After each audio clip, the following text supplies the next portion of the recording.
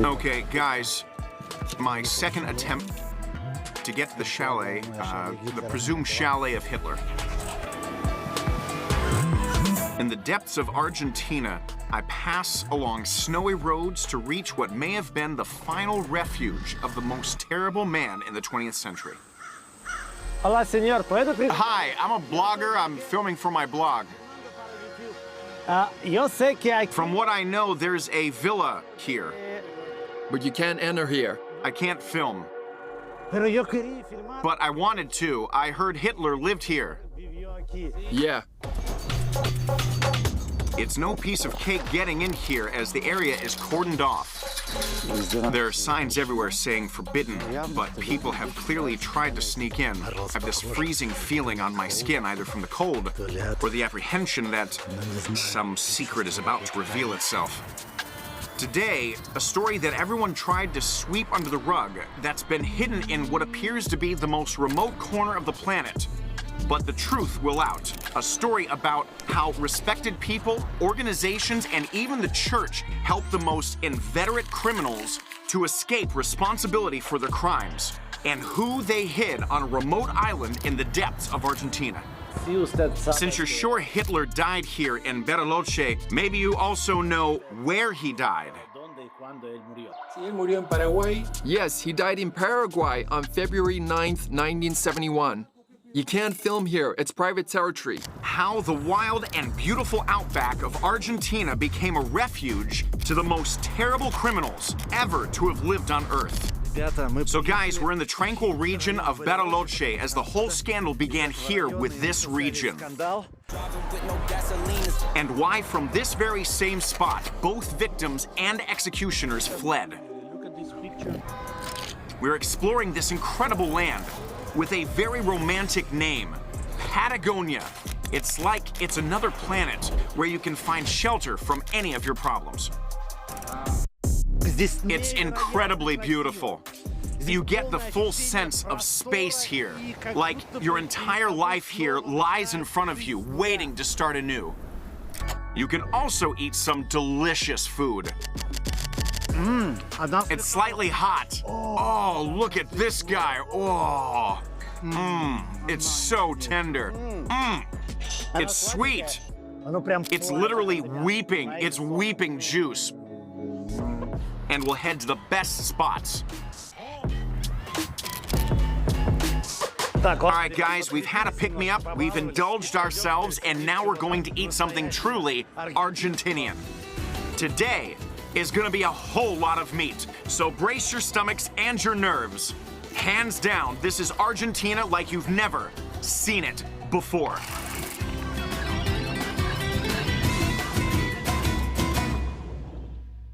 Mami, vamos al mambo ahora, no sea una habladora, sabe que me muero por esa boquita, sabe que la ahora. Baby, con esa vueltita no importa si miente, llevo todo el día pendiente, y no te caldien, y no te caldien. Oh, there really is a cold breeze here, you guys. Oof, it really is chilly here. And you don't feel at all that you're in Latin America. Rather, you get the feeling you're, I don't know, in the Alps. The Italian or German or maybe the Swiss Alps, but certainly not in Latin America. We're in Bariloche, the main mountain skiing resort in Argentina. Tourists come here en masse naturally in winter, which falls here in June, July, and August, as this is the southern hemisphere. Lying in the foothills of the Andes, Bariloche is the northern part of the geographical region Patagonia, the most beautiful stretch of Argentina and Chile. If you look at a map showing population dispersal in Argentina, it's clear that almost everyone is focused in the north of the country, while a large chunk of the territory remains unoccupied. It's great that all taxi drivers in Argentina work on a meter. From my experience, this is the first country in Latin America where they do this, as you usually have to haggle with them. You don't know what the price is going to be. You're always thinking about whether they're going to swindle you or not. It's much better here. They always switch on the meter. On the road to Bariloche, it's like you're plunging into a world of European alpine villages. You're surrounded by log and stone cabins, mowed lawns, and bicycle paths. There's a lake here. It's a complete copy of Lake Geneva. The mountains, the lake, the chalets around the road. Just look at this spot. Not a single shack or slums, which you see a lot of in South America, but rather the opposite. You've got beautiful mansions with tiled roofs, shop owners meticulously cleaning their windows, people strolling along in no rush at all, and no cars honking their horns or cutting each other up. This is genuinely unique for Latin America. Firstly, listen how quiet it is. Just birds singing, cars somewhere driving by quietly. And just look at this square. It's like the complete opposite of Latin America. You get the feeling you've moved to some solitary hamlet deep in the Alps. The log cabins, you've got the stone chapel over there, the stone bridges, snowy mountaintops, trees, very similar to firs. They might not be firs, but you wholeheartedly feel that you're somewhere very remote in the Alps. Definitely not in Latin America. Also, this tree, it looks like a fir, but it's actually not a fir tree at all. Check it out. It's got these, I don't know what they are, leaves, not leaves. Anyway, it's not a fir for sure. If you know the correct name for this tree, write it for me in the comments. But it's almost the spitting image of a fir. Like, from afar, you get the sense there are green firs everywhere, but it's not the case. Sorry, would you like some mate? Yeah, do you just go ahead and share your mate? So look, this girl, a complete stranger, just let me try a cup of her mate, right from her straw. Is this a tradition? Like to share your mate with people? You don't even know me and you're giving me your mate. The guy pours me more and more. This is just what the doctor ordered because it's super cold. Hot mate. It's just fantastic. Thank you. Thank you so much. Where are you from? Buenos Aires. Buenos Aires. Yeah.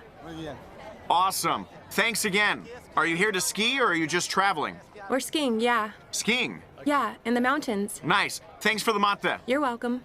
I mean, tell me, you guys, aside from Argentina, where else would people come up to you and they see you're cold and say, hey, buddy, want some mate to warm you up? I mean, we're just having some. Go for it. Drink. I get that some of you are germaphobes, and you might say, how can you share mate with everybody from the same straw? But that's the way it's done here, guys. And if you go to some public event here, they all drink from one cup. You go to a protest, and protests happen here often. Everyone drinks from one cup. They just pass a cup of mate to each other throughout the crowd. At work, people drink from the same cup, and here, sharing tea with others. It's considered normal.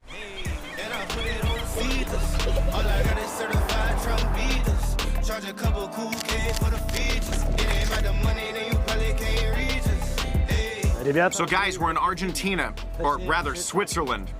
Or rather Switzerland and Argentina. This is a Swiss colony, a Swiss community near to the town of Bariloche in Argentina's Patagonia. We came here to find something you won't encounter anywhere else. In the 19th century, people fled from poverty-stricken Switzerland. Nowadays, it even sounds strange. Poverty-stricken Switzerland. Many fled to North and South America. There were 3 waves of immigration, and the immigrants didn't believe that Switzerland would gain economic stability. Argentina, on the flip side, looked like a place with high prospects. But it's funny how in a century, everything can go topsy-turvy. The immigrants in Bariloche fashioned their colony using their homeland as a template. They have their own Zurich here, Bern, a huge number of chocolate factories, in fact, with very tasty, good quality products, and their own small slice of Switzerland, the Suiza colony. To be fair, the roads here don't exactly scream Switzerland, so to speak.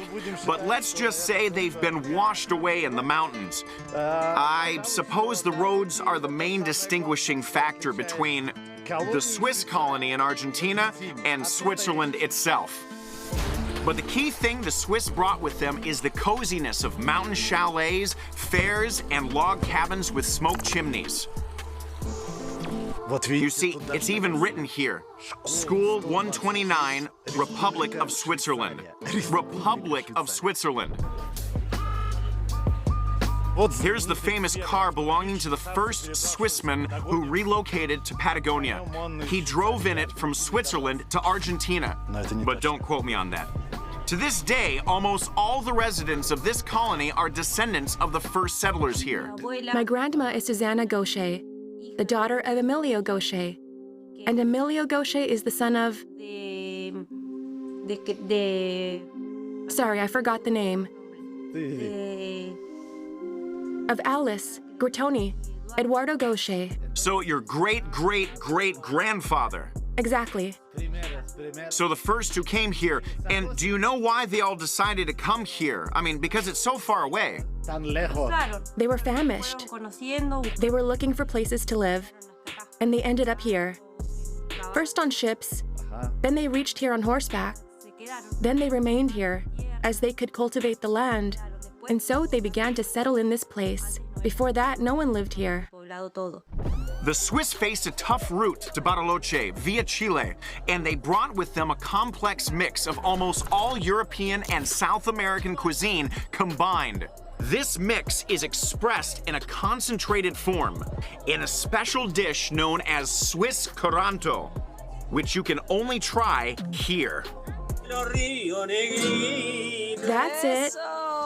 I came to the Swiss colony for the sake of this place, where they serve the legendary Coranto. They're not watches, they're not Swiss watches, but something cooler. Let's go try it. It sometimes takes a whole day to cook Coranto. On a bed of coals, they place leaves along with stalks of giant rhubarb, nanja, which grows only in Argentina and Chile. On top of it, they place huge pieces of meat, sausages, pumpkin, and quince. And we add a special leaf known as maqui. This is a leaf which grows only here in Argentinian Patagonia. Well, all right, in Chile too, not only Argentina. What is this leaf? This is what makes our Coranto one of a kind, because it contains special elements that make the meat flavorsome, a little sweet and slightly spicy. This leaf makes the meat fibers tender, so it melts in your mouth. Maqui, or its scientific name Aristotelia, really does have a strong impact on the taste of food, and marketologists have even nicknamed it the newest superfruit that cleanses the body, heals diseases, and it's packed with vitamins and vital elements. None of this is scientifically confirmed. Nevertheless, there's no harm in the berry, and they really are delicious. And another secret to Coranto, it's not cooked on coals, but red-hot stones. You see, we've prepared everything for the Coranto. A lot of firewood, and you've got stones lying between it. The fire will heat up the stones more and more. It's crucial you know how to heat the stones, and that comes with experience. Next the whole fire, all the coals are removed, leaving only a mattress full of red-hot stones. On top we place maqui leaves, so they start to smoke and infuse the food with their flavor. Then the meat, and on top of that, fruit and vegetables. And then we cover it all. All this needs to stew on the stones for at least an hour and a half, but better the whole night. A must-have garnish for the Corantos is specially baked bread, similar to the Ukrainian pampushka served with borscht, only these are bigger and you absolutely have to smear a whole lot of butter on them. Just look at these rolls, they're just mouth-watering. They brought me a snack here. It's eggplant and bread. Oh, it's still super hot, you guys, right from the oven. It's really hot. In cold like this, you want to eat this kind of stuff for sure, but I'm gonna wait for my Corantos. I won't touch the starter. I want to eat my Corantos. But the fresh pampushka with butter are so tasty that it's impossible to contain myself. Anyone who loves bread fresh out of the oven will understand me. So I polished off all the bread.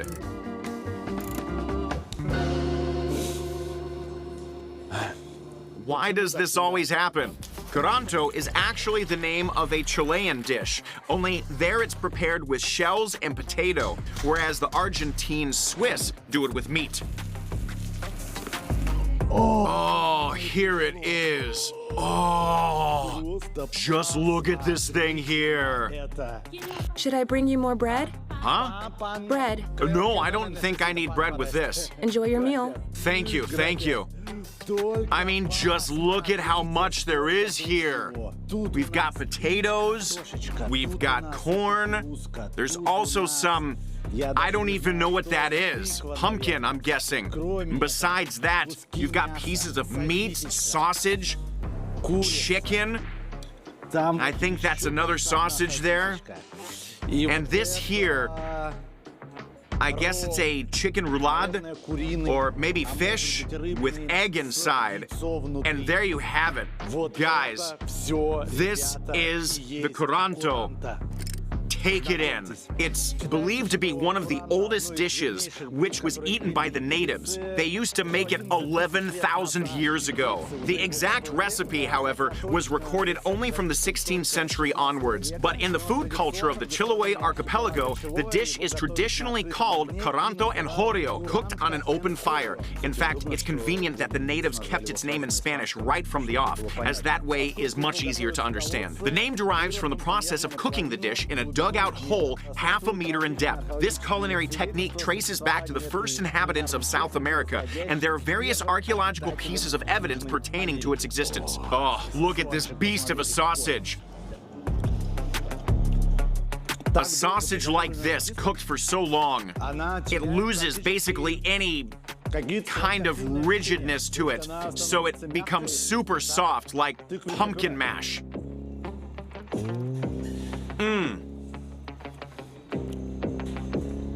It still keeps its meaty flavor, but you don't even need to chew it. You can just bite a chunk off and gulp it down. It's been boiled down to the point of non-existence, or rather, steamed down under the stones. Sweet. Took me by surprise. Let's move on. The various types of meat and vegetables are cooked together for such a long time that it's like they've completely shared each other's flavors. You bite into the meat, the pumpkin, or the carrot, and the only thing that changes in your mouth are the textures and sensations. Wow. I mean, it's just wave after wave of juice, and it's hot. It's full-on smoking. Hands down, this is going to be super tender. Garlic, spices, bones. To be honest, I'm not sure it's physically possible for me to eat this entire portion. Just check this out, how easily, just no effort at all, how the layers just come away. And then how easy it is to chew. And more is coming off, it's just tearing off. I mean, look at this. They're like, I mean, they're just, you know, they're the tenderest things ever. They're literally just breaking into strips. Do you see that? Oh, that's it. Come to Papa. I genuinely feel like there's a clock tower in my stomach because I think I ate more than my monthly food allowance. Curanto is one of those dishes that you can eat once a day and not have to sit at the table again. The oldest Curanto pit found on South American territory dates back to 12,000 BC, and evidently it's one of the oldest meat recipes to have survived and made its way to the present day. Back then, there were no cows or pigs imported from Europe. Meanwhile, gigantic sloths, 6 meters high, the Smilodon, a large saber-toothed cat, mastodons, and other mega animals walked across the continent. But then they went extinct, and it can't be ruled out that Curanto played its part in their fate as humans ate them. Although I was bursting at the seams, I couldn't help taking a peep at the Swiss colony's famous fair in Bariloche. I feel really weird here. It's like you're at a Christmas market, but it's summer for me right now. Like you're somewhere in Switzerland, in the Alps, yet you're in Argentina. It's just an incredible feeling. Like everything in your life is turned upside down. Hello, welcome. Are you from Russia? And what, do you have a YouTube channel? Yeah. So, do you live here in the Swiss colony? Yeah, I do. So your ancestors were from Switzerland? Distant relatives. Do you speak German? No. It's simply impossible to go about this place without trying anything. But if you're in the Swiss colony of Bariloche, then a must-try is a special dish called Guisa de la Montaña, meaning mountain stew, and this is the best place to get it. With Guisa de la Montaña, you have to have bread, but not just any bread. I mean, just look at it. It's huge, massive. I think that roll there is the size of my head. Take a look. The woman's handing over a mountain of money for this dish, but don't let that scare you off. Due to Argentina's inflation, that mountain is worth just a couple dollars. All right, you guys, so to pay for this, I need this much money. A mountain. Yeah. In fact, when you pay for something in Argentina with cash, you very often get a discount. But why is paying cash cheaper than by card? Why it's cheaper? Because we don't pay taxes when you give us cash. Ah. Evidently, not paying taxes in Argentina is such an established norm that no one even hides it. We scoop out bread, the inner part, and instead we fill it with the stew. Just like that. Then I close it with the crust. Ahí uno lo sirve. I give you a fork. And you're good to go. Thank you. Thank you. Wow. You guys, wow. Check it out. I mean, it doesn't even fit in my shot. Whoa. So guys, look what I'm up against. I'm not even sure it's legal to eat this thing alone. It's a huge piece of fresh bread. In fact, it's super soft. And inside the bread, just check it out. There's a huge lump of stew.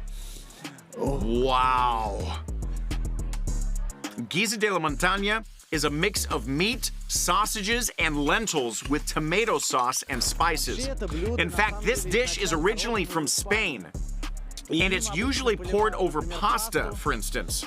So you get the equivalent of the Italian spaghetti bolognese, so to speak.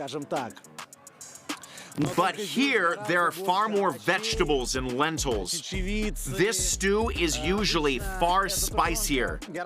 So let's see how it tastes here.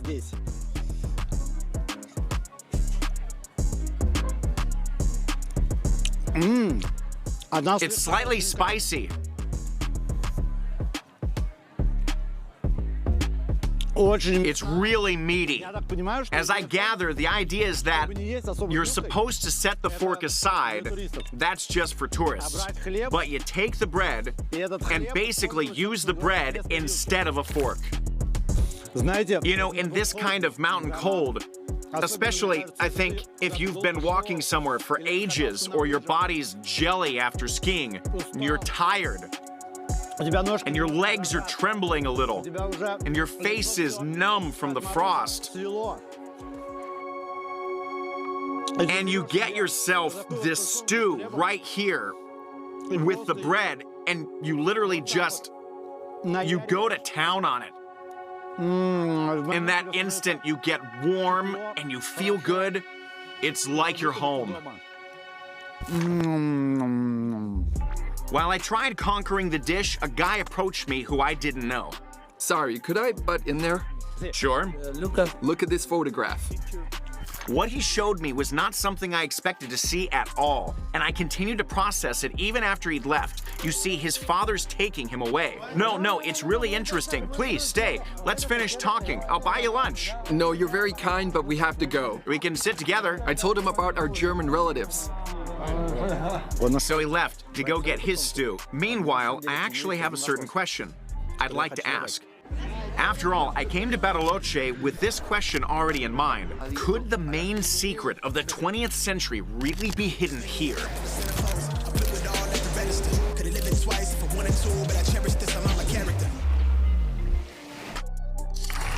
Unfortunately, he didn't allow me to show this photograph to you, but the photo looked almost exactly like this. A Soviet T-34 tank with Nazi symbols and Nazi military. My grandfather served under the Nazis, and when he was taken prisoner by Stalin, he was sent to the camps. Well, just like the other Germans who fought in the Second World War. My grandfather survived and continued to live in Russia. So your family is from Germany, right? Yeah. And now part of them live in Russia and part of them in Argentina? Yeah. So you see, that's my second grandpa, on the Volga. Yeah, the Volga, you're right. The River Volga. I don't know, is that what it's called in Russian? Yeah, of course, the Volga. He told me that both his ancestors and the ancestors of his wife are from Germany, but they moved to Argentina when he was born, and now he's a history teacher. But his father wouldn't let us finish speaking, although I had so many questions remaining, the answers to which were the very reason that I'd actually come to Bariloche. Right, I'm gonna ask, because this question really is weighing on me, and since I've met a German historian here in a Swiss village, I can't not ask. Sorry, could I please ask you about one more thing? Of course. Would you like some? Oh, no, thank you. There are legends that... Viva Argentina! There are legends that Hitler lived here. Yeah, there are. Now, what do you think? Is it a legend or not? No leyenda. I mean, you know, like I said, my grandfathers fled here from Germany. They served during the Second World War. Sure. One of them was an SS officer. Okay. But I don't think that Hitler lived here, if I'm honest. That said, there are actually a lot of places connected to Hitler. But look, yeah, a lot of Germans moved to Argentina, and this country always had a lot of ties to Germany during World War II. A lot of things tied us to Perón's government. For example, the Germans built the first Polki fighter plane here, and a lot of other stuff. But where do the legends come from that Hitler lived in Bariloche? I'll say this. Okay. There's a house in Cholile. Okay. It's around an hour's drive from here, maybe an hour and a half. And that's the house Hitler is believed to have lived in after the Second World War, when he secretly moved to Argentina. So, ultimately, do you think it's true or not? I don't think it's true, but it'd be interesting to believe so. Believing it indulges your curiosity, as there are a lot of ties between Argentina and the Third Reich. Watch how I move, cause I know the brink's coming. Watch for the blues, cause I know that they dumping. Nothing in my view, so it's hush on discussion.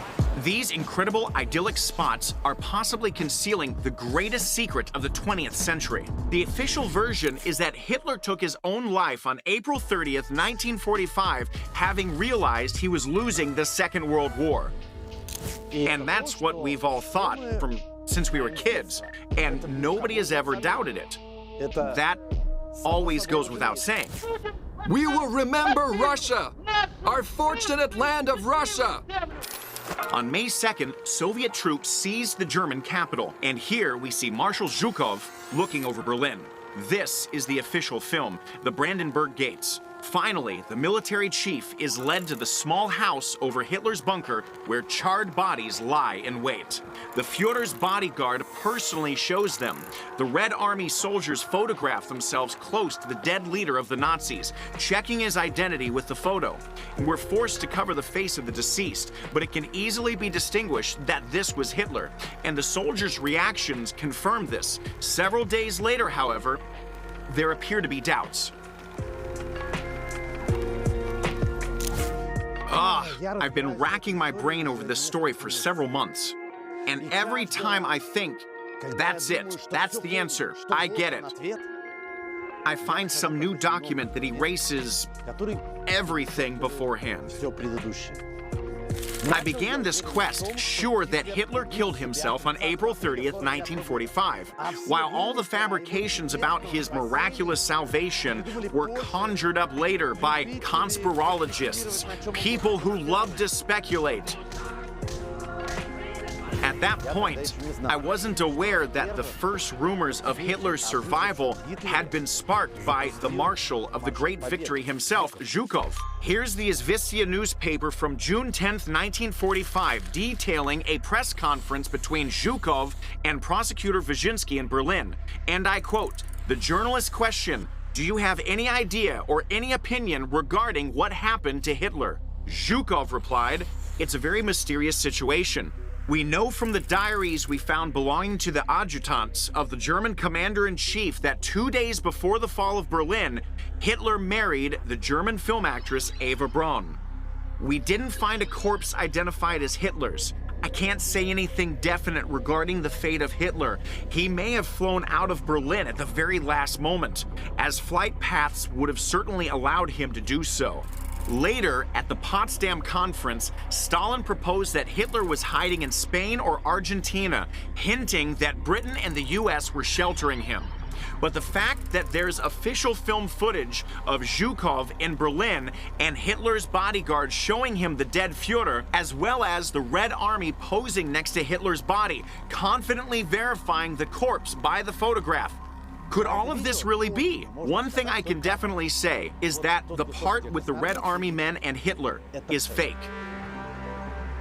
The Red Army couldn't have photographed themselves with the body of Hitler, let alone identified him from a photograph, as there was nothing to identify. The Führer's body had been scorched by the consequent fire after Hitler had taken his own life. So yes, there is Stalin's version that Hitler fled, and there are the remaining tales that Hitler committed suicide and was incinerated. All of that was discovered near the Führer's bunker, where the charred remains of bodies and the Soviet leadership continued to assert that Hitler was alive. Into reverse, and even accused the British, how seriously I don't know, but actually accused the British of keeping Hitler alive in the British zone for future use against them. In September 1945, British agent Hugh Trevor Roper was appointed to investigate the case of whether Hitler was alive or not.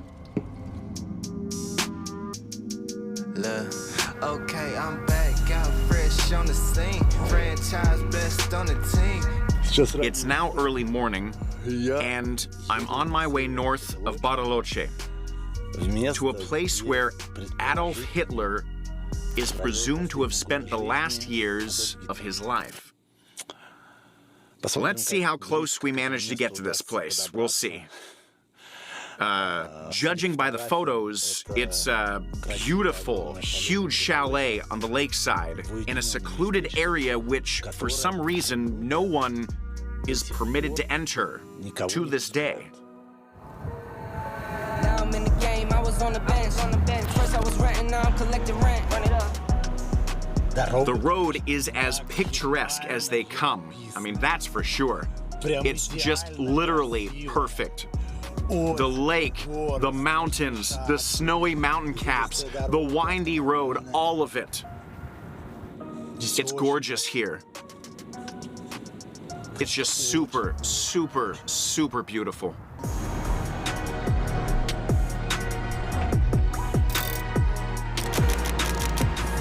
I reported that he was dead, that his body had been partially at least burned, that it had been buried probably in a shell hole in the garden of the Chancery. The Brits decided that the Soviets' declaration about Hitler's survival was part of a disinformation campaign aiming to blacken the West's reputation. And there was some logic to these thoughts. While the Soviets, Brits, and Americans rejoiced after their victories, fraternizing together and building plans for a life of peace, the leadership of these countries realized this was only the beginning of a new war, a cold one. Less than a year later, Churchill would give his Fulton speech, proclaiming the war had begun. In the Baltic, to Trieste in the Adriatic, an iron curtain has descended across the continent.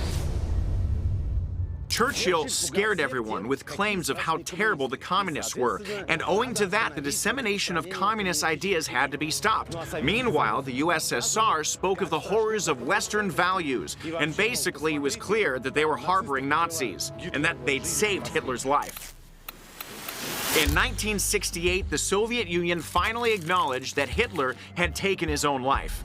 It turns out that the counterintelligence agency Smersh had established this fact back in 1945. Moreover, the remains of Hitler, Eva Braun, and Goebbels were in the hands of Smersh. They were transferred from Berlin and buried first in Buch, then Fernau, Rathenau, and finally Magdeburg. After the collapse of the USSR, the FSB published this document here. The head of the KGB, Andropov, announces that since 1946, the bodies of Hitler, Braun, and Goebbels have been on the territory of a military town in Magdeburg, part of the GDR. Andropov proposes, I quote, confiscating the remains and destroying them by incineration. Brezhnev passes the resolution of agreement. That means that all of Stalin's words about Hitler's fleeing were pure acts of disinformation to demonize the West. To this day, a piece of Hitler's skull, along with his teeth, are housed inside the case archives in Moscow as incontrovertible proof that he's dead. Period. Meanwhile, all the discourse about Hitler fleeing with the aid of Nazi patrons in the West, that was all propaganda. And then appeared the submarines in Argentina. Vessels have been discovered which are presumed to be submarines belonging to the Nazis. I'll ask the cameraman to show you. You might see behind my back that gigantic vessel, there on the horizon. This vessel is the base of operations for exploring the seafloor, where a German World War II submarine is presumed to have been found. What's interesting, that in Argentina's naval archives, there's no mention whatsoever of this submarine's existence, of it ever even arriving here. Not at all. It has been conclusively established that the submarine was part of the Nazi fleet. It transported the German High Command, the Nazis, to their refuge on Argentinian territory. The story of the Second World War can be changed due to the finds made here. Such a submarine could have housed approximately around 70 or 75 Germans seeking refuge. Investigators presume that Hitler arrived on the submarine found in Argentina. At least 2 German submarines were found on the coasts of Argentina, which had moored here soon after the end of World War II. The exact manifest of who it had on board is unknown. Okay, so now that means Stalin definitely pointed at Argentina as the place where Hitler had presumably taken flight. And all of this is confirmed, which means someone was truly sheltering Hitler. But wait. But how then? I mean, there's the skull and the teeth, and that's it. That's incontrovertible proof. Case closed. But in 2009, British scientists decided to take Hitler's skull for examination, and they performed a genetic analysis on it, and everything there checked out. All good. Save for one small detail. Hitler's skull proved to be female. They decided not to perform a genetic examination on the teeth, which still hasn't been done to this day. We know these are Hitler's teeth thanks to the comments made by his dentist when under interrogation by Soviet counterintelligence. Historian Abel Basti lives in Bariloche and for many years has been searching for traces of Hitler in Latin America. He's confident the Fuhrer lived here for several years, close to Basti's hometown. There's no genuine documentation of Hitler's death, as his body was ultimately never identified. Even in post-war Germany, which was in theory no longer Nazist, he wasn't formally considered dead until 1956. More than 10 years after the war. And in the end, a resolution was passed that Hitler had presumably died since his body was proving impossible to find. In other words, if we look at this from a legal standpoint, between 1945 and 1956, Hitler wasn't deceased. He was alive because there was no evidence of his death, no post-mortem performed, and no proof that he died. Besides, and this part is important, in this period, no legal charges were brought against Hitler. No case was opened concerning his capture, nor was any order issued for his arrest.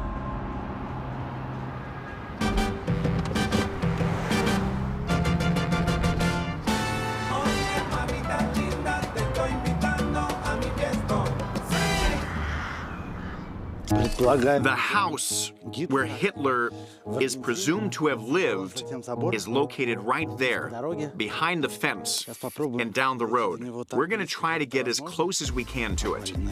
There's a fallen fir tree lying right across the road.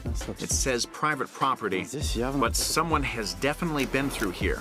FYI, I'm not going to break into anywhere. In fact, based on the locals' accounts, this house has been abandoned for a long time. That said, it's really, really gorgeous, clearly an expensive build, but for some reason, no one moved into it. There's no hotel here, nor a private residence. Meanwhile, check it out. Cars have clearly driven here, and the road is clean too, and there are tire tracks. At some point, the road becomes fenced off, and behind it, you can see a dilapidated plot peppered in snow. I don't want to climb through because that would be breaking the law, but I'm expecting that someone might come out, and then I can ask them what's here. There are forbidden signs everywhere, but people have clearly tried to slip through. I decided to take a bird's eye view of things.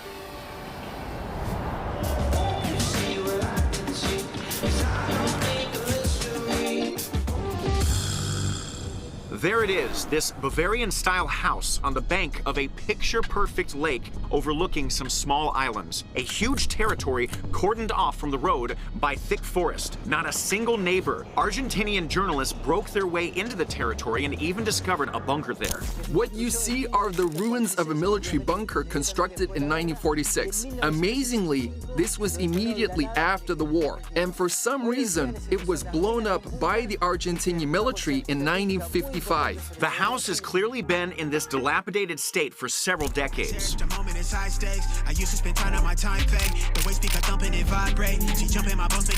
Suddenly, I noticed from above another entrance into the territory, so I headed there.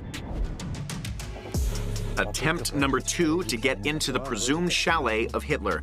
I think I found another entrance, so we're gonna check it out.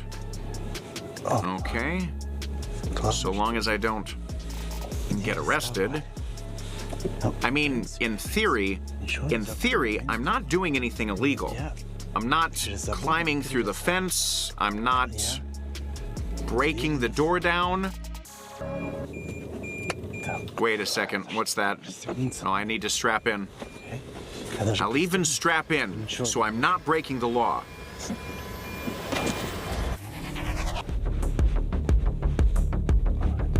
Something's being built here.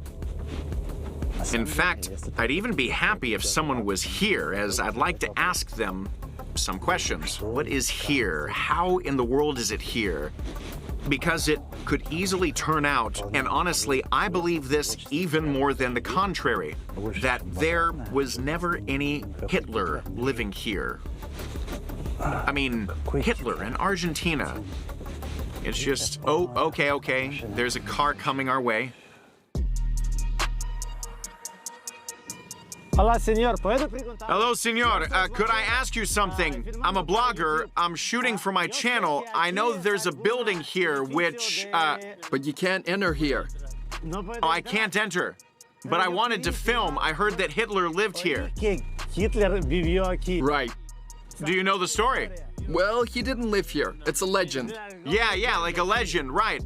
Could I just pop in and shoot a little bit there? Just a couple of shots. That might end badly. Is there someone there? Yeah, there is. Could I ask them? Could I go and ask whether I can film?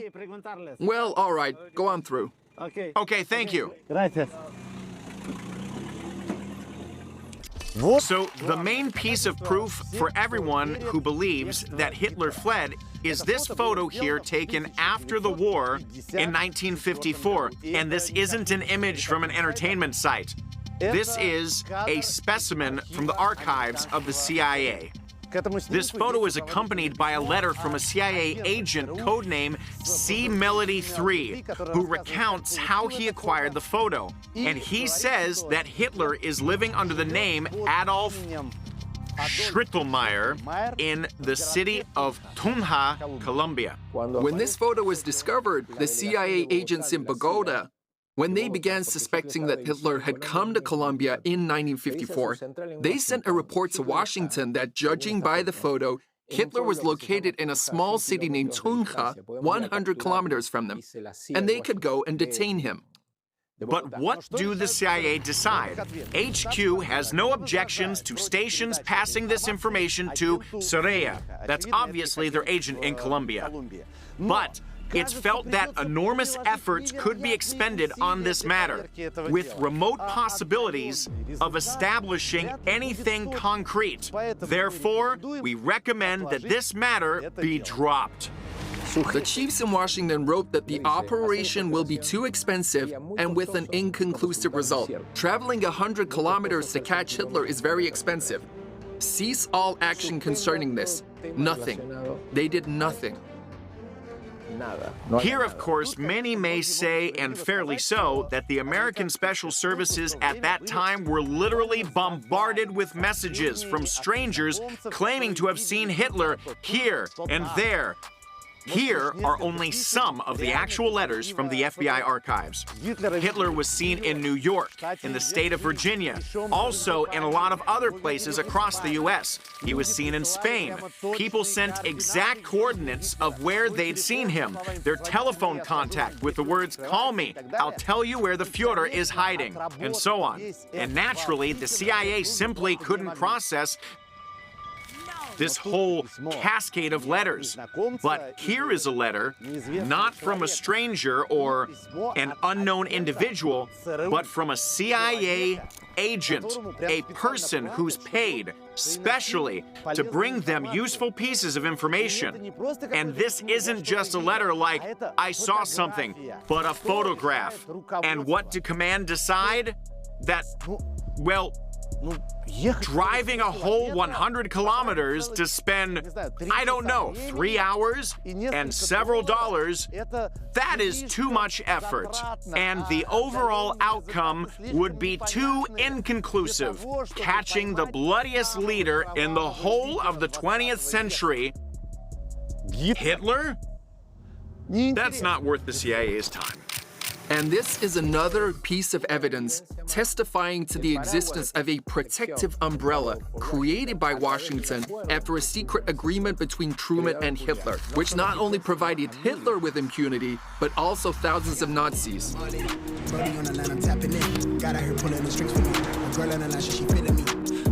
Here in this very spot, Sam Donaldson caught Pripke. Mr. Pripke, Sam Donaldson, American TV. You were in the Gestapo in You were in the Gestapo in 1944, were you not? At that time, yes. You know the communists blew up one of our soldiers there. For each one of ours, 10 Italians should have died. 10 Italians had to die.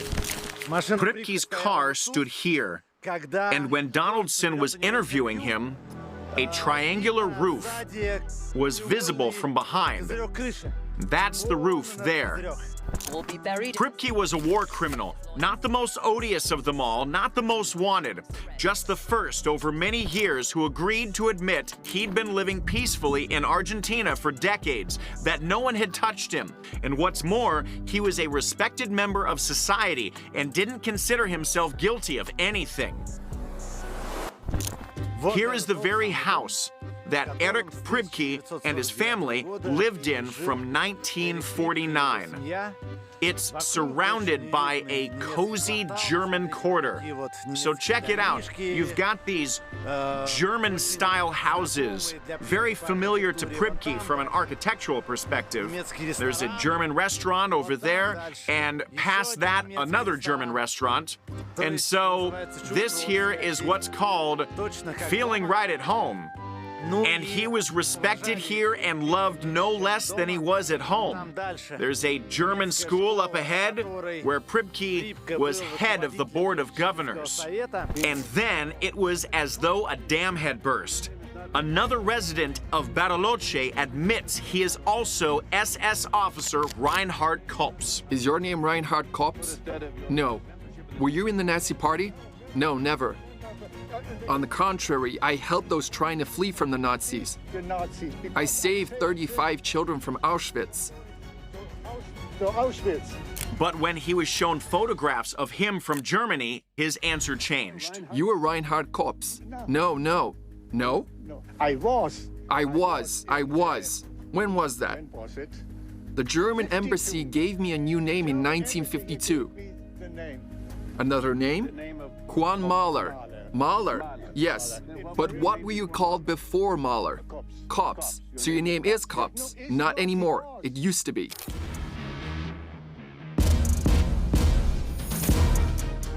Therefore, the German authorities were aware of this. And then it turned out that these individuals numbered in the hundreds, including, for instance, the regrettably famous Dr. Mengele, who conducted experiments on concentration camp prisoners, as well as children and pregnant women. These experiments were horrifying. Here we see Mengele dining with someone in Brazil. In 1975, relaxing with his family. Another renowned example, SS officer Walter Rauff, who became an advisor to the Chilean dictator Pinochet and helped him create his own secret police. Rauff received an honorable burial in Santiago, Chile's capital. Many fugitive Nazis came to wish him farewell, not concealing themselves and performing the Nazi salute. Many high-ranking Nazis lived practically out in the open in South America, even receiving a military pension from Germany, and worked in the factories of German companies. A lot of theories exist, including some conspirological sorts, concerning how exactly the Nazi criminals were able to escape Germany and make it here to Latin America, including Bariloche. What we know for certain is the existence of so-called rat trails. And we also know that one of the largest rat trails ran through the Vatican. It's even common knowledge there was a priest who helped the Nazis. This was Bishop Hudel, a native to Austria, who supposedly was simply aiding his fellow countrymen. What we don't know, or rather, the Vatican still hasn't published the documents on it, is whether Pope Pius XII was aware that the Vatican was helping criminals to flee to Latin America. In 2020, the Vatican began publishing these documents, but still failed to divulge the most interesting parts. A series of recently opened Vatican archives are shedding new light on the relationship between Pope Pius XII and Adolf Hitler. The Vatican is publishing secret archives so the world can learn the truth about the papal throne and the Nazi party. But not all the archive secrets are on show. Correspondence dealing with World War II are still off limits. How exactly did the priests help these Nazi criminals? First, they issued them a so-called Vatican passport, where they inserted a fabricated name. But this passport wouldn't have allowed a person to receive foreign visas or cross borders, which is why afterwards, the criminals went to the International Red Cross, where they then received refugee passports from the International Red Cross. And in that passport, you could stamp a visa, and with that passport, you could travel. Here, for instance, is the Red Cross passport issued to the architect of the Holocaust, Adolf Eichmann. He also left for Argentina, but he was caught there by Mossad and shipped to Israel to face trial. There's a great film about it called Operation Finale. I recommend watching it. In the end, Eichmann was charged and executed. All the rest either avoided punishment or were given strange sentences. For example, Eric Pripke was arrested and extradited to Italy, where he was sentenced to life imprisonment. But due to his age, he was permitted to spend it at home. By the looks of this grandpa, slowly walking through an ancient city, you wouldn't say this is a war criminal who's facing a life sentence. I bet this is the only case in history when charged with mass murder, a person is given a ticket to Rome and made to live there.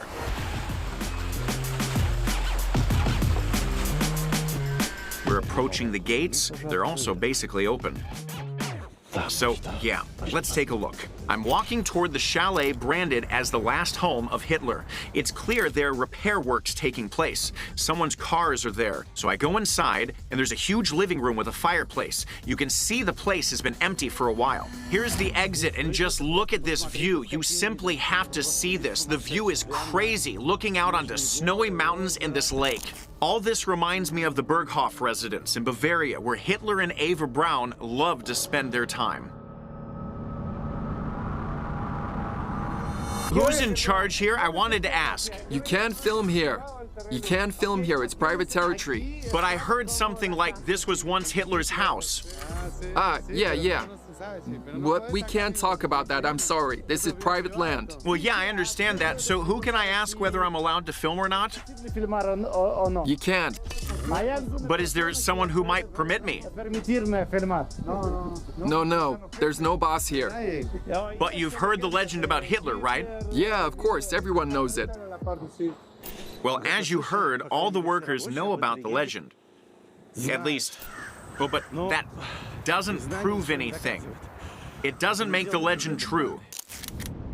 Well, since you claim that Hitler lived here in Bariloche, do you know where he died?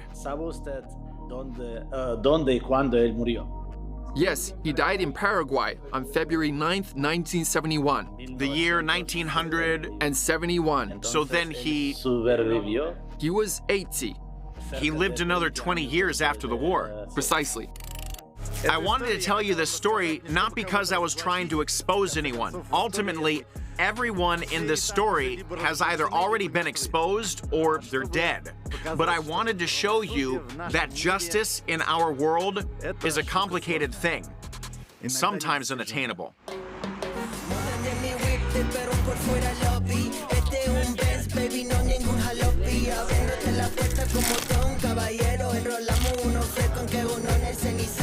When you arrive in Argentina, there's this overarching feeling that you're somewhere far, far away. Firstly, because the flight was really long.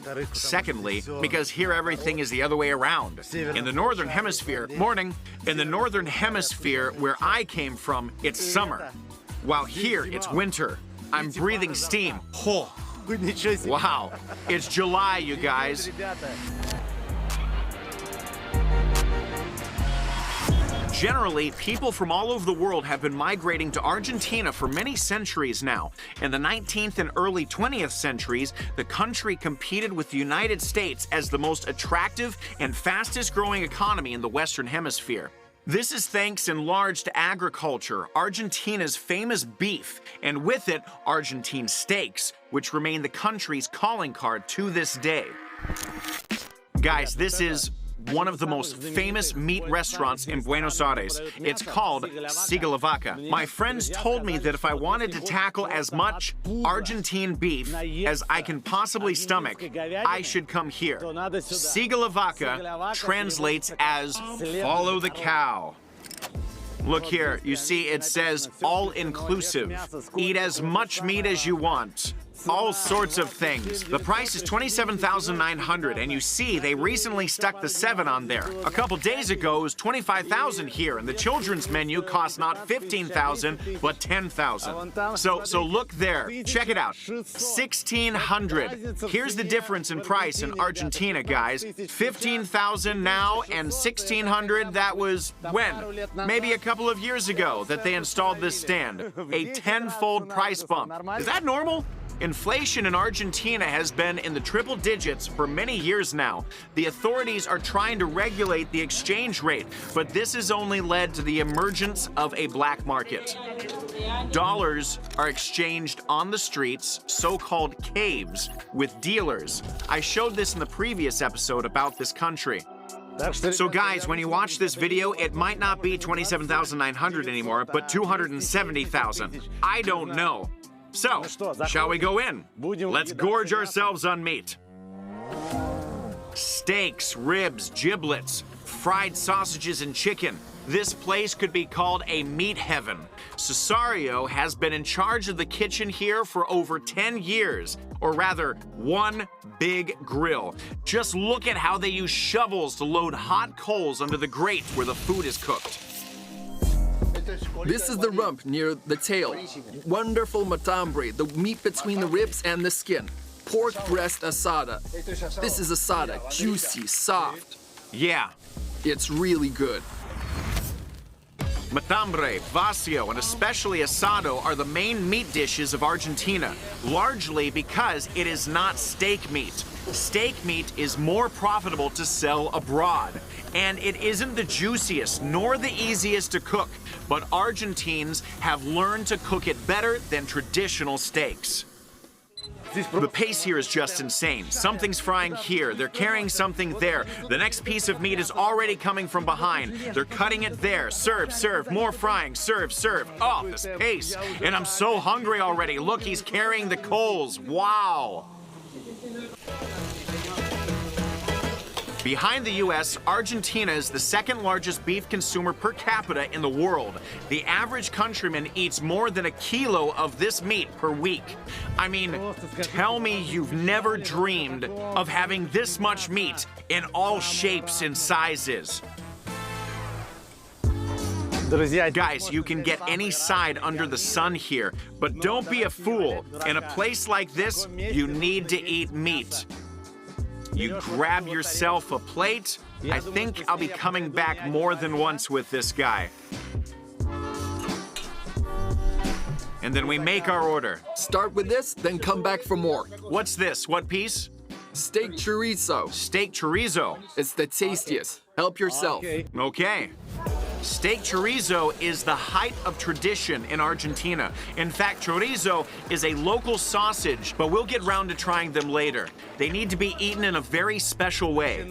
Naturally, we'll start with steak. No nonsense here. We're starting with the pièce de résistance. All right, guys, check it out. We've got this super neatly cut piece of steak here, and it looks really, really juicy. Oh, my entire mouth literally cannot stop salivating. I want to eat. I've not had anything today. I'm really, really hungry. Oh, God, you guys. Just feast your eyes on this cut of meat right here. It's the perfect piece. Oh, it's dark, dark on the outside, and then you've got a little pink in the middle. It's super meaty. A true, excellently cooked piece of meat. Wow, it's literally weeping, you know, just the juice is coming out. I think I'm literally foaming at the mouth. I'm so hungry. You guys, this meat is as tender as it comes. You know, like when you slap down a piece of beef and you're thinking, well, I mean, it's beef. It should be, I mean, it might be pretty tough, right? But then it melts in your mouth. It literally melts like meringue. Oh, it's filled to the brim with that meaty flavor. This is really good.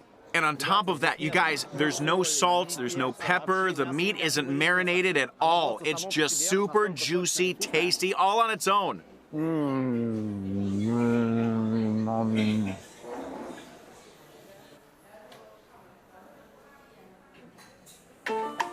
The point is that truly good beef should be soft even without a marinade, and tasty even without salt or pepper.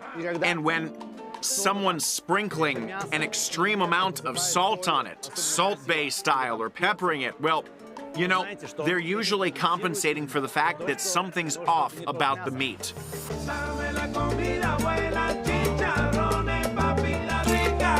You guys, I could eat this stuff forever, but let's go back for seconds and try something else. All right, guys, I'm now heading back for round 2.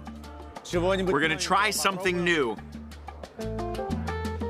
I wonder what the chef will be offering me this time. That was steak, but I really want the ribs. I wonder what he'll suggest. In fact, if you come here, I recommend you do exactly that. Don't choose what to take by yourself, but go to the chef or any of the team and ask them for something new each time. What's this? Asada. It's the most tender. Oh, this is asado. Yeah, asada is a typical dish for Argentina. Come back again. So you guys, okay. He's saying come back a third time. I don't know whether I can stomach it all. Just check out the size of this piece here. All right, guys, the second piece. This is asado. This is the most popular dish in Argentina. A dish you'll encounter in many, many Argentinian meat restaurants, in all of them probably. This is the ultimate dish here in Argentina. I don't know, like ramen in Japan, or pelmeni in Russia, or a burger in the US, it's asado in Argentina. It's just a juicy, meat-filled explosion. A juicy meat bomb, you guys. Whew. Asado is essentially ribs, but with meat also around the ribs. Check out this piece here. I mean, just look at it. Now, notice how much it's been cooked inside, the color. It's oozing, it's just oozing all of these juices. Sorry, but I'm going in with my hands this time, all right?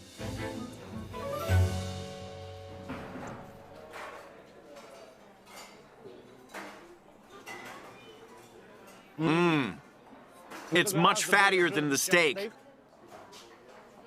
The first sensation is all the fat, you know? It's super fatty.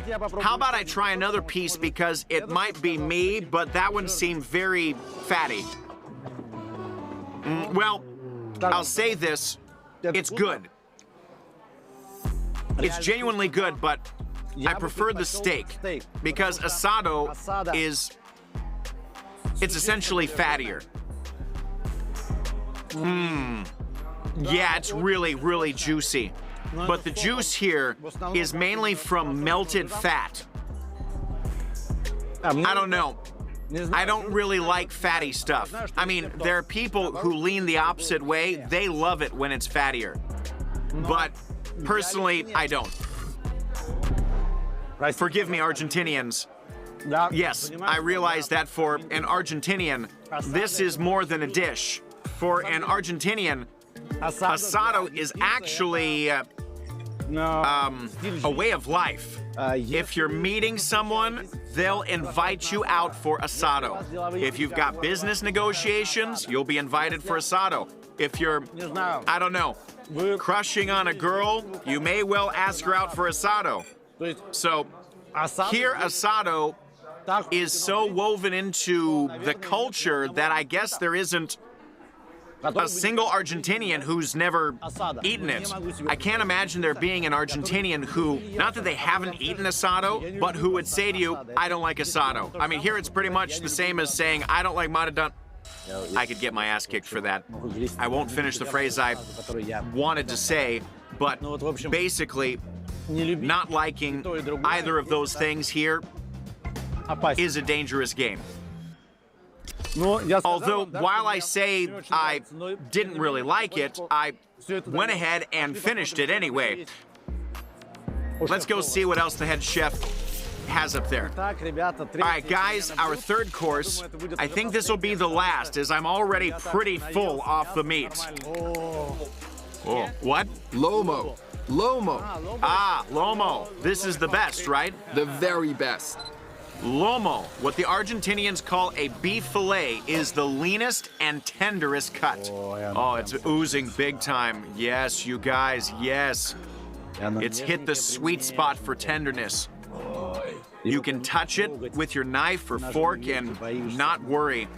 It's like it'll fall apart at the slightest touch. Check it out. It's not been cooked all that fiercely, as it's super, super soft. This is the real meaty deal. You can feel it with your fork how soft it is. Wow. Oh. I don't think there's any fat here. All right, let's try it. The key now is for it not to be tough. Oh, guys. You guys, remember this. Lomo, the small of the back.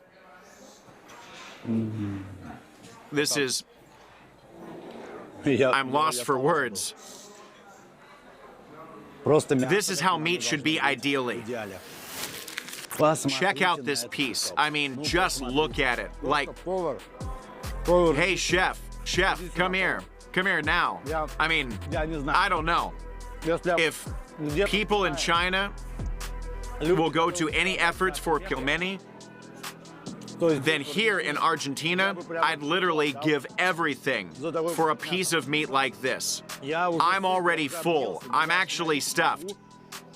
But I can't stop eating. Let's go get another. I'm genuinely stuffed. I don't get it, how I'm gonna eat something else. The ribs, they're really good. The last. Huh? This is the last time that I can eat? There won't be a last time. Come back again. I still need to give you matambre and other stuff to try. Okay. All right, so you guys, he told me there's still a lot of other stuff to go, and I'm not ready for that. I'm just not sure I can do it, for real. For the first time in my life, I'm not sure I can stomach all of this. Honestly, when you've eaten the best beef ever, pork just seems void of any taste. It's bland, tasteless, fatty. But it doesn't evoke any kind of, wow effect. There's no desire to eat and eat. What about you? What kind of meat do you like? Maybe you're a vegetarian. I imagine how tough it must be for you to watch this video then. Thanks for staying with us. This is tough for me too. I could easily burst. Right, you guys, I'll be honest, I didn't finish it. That piece there's still left. I mean, I'm trying to hide it. Maybe sneak away with it on the sly, but I can't finish it. And I want to take the last piece with me. Even if the chef tells me to come back, I'm gonna hit the road. I can't go on. I've eaten more than 1 kilo of meat. I'm gonna keel over. But for some reason, I'm taking one more piece. The chef serves me some matambre, a huge piece, and some beef intestines. Come back when you're done. Again! Okay, guys, he told me to come back again. I don't know what to do. I'm not sure I can go back again. Matambre is essentially the cow's chest above the ribs. Making this meat tender is impossible. It's often used to make roulottes. Turns out you can cut it really easily. And most importantly, it's really sinewy. I mean, it's extremely stringy. If you cut lengthways between the ribs, it literally falls apart. No way. Tell me, you guys, what's the strangest meat you've ever eaten in your life? It's an interesting taste. First off, it's really tough. It's like a boot. I'm just chewing and chewing. It's not coming apart. It's not coming apart. Weird. It's like chewing gum. So like, you're chewing meat and it's like it's meat gum.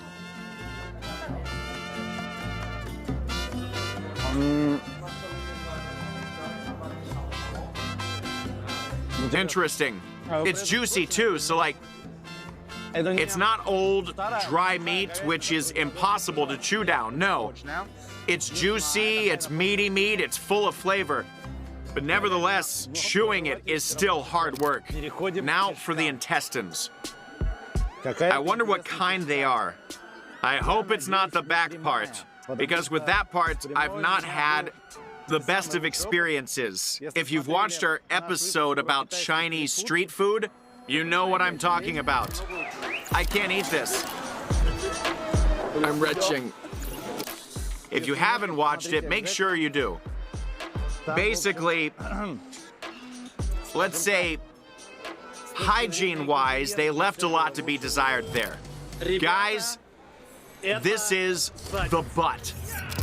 I don't think there's anything left inside. Basically, it's all slipping out. What could there be in intestines, you guys? What? What could it be? What would you say? What could it possibly be? Oh, well.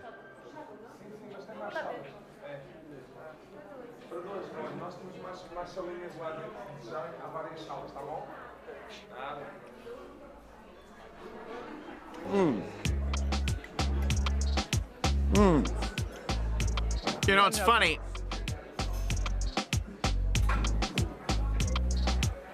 There's almost no flavor. Maybe the slightest faint taste of liver, but otherwise it's just a tough, tough piece of meat. You go on chewing and chewing. There's still something inside, but it's not bitter. But I don't know whether that means it's safe or not. What do you think? Maybe they fill it with pate? Or did the cow fill it with its own pate? So check it out. I'm pressing on it. And I'm pressing on it. There's something seeping, you see? Look, there's something. Something's there. I can't tell what it is. It doesn't have a smell.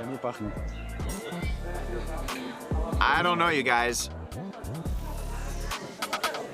Maybe I should just hide it somewhere and not finish it. I need some water. These intestines, they have something inside them, right? What did you say? What's inside? Their guts, intestines, cow's intestines. Right, but there's something inside them, right? Cow intestines smoke very well on the coals. And you have the esophagus center that boils off. Inside the guts, the inner part. You see? Okay, yeah. Yeah. Was it good? Yeah, I don't think I can eat anymore. It was really, really good. Thank you. Be my guest. Out of everything, I like the lomo the most. The lomo was just heavenly. Literally the food of the gods.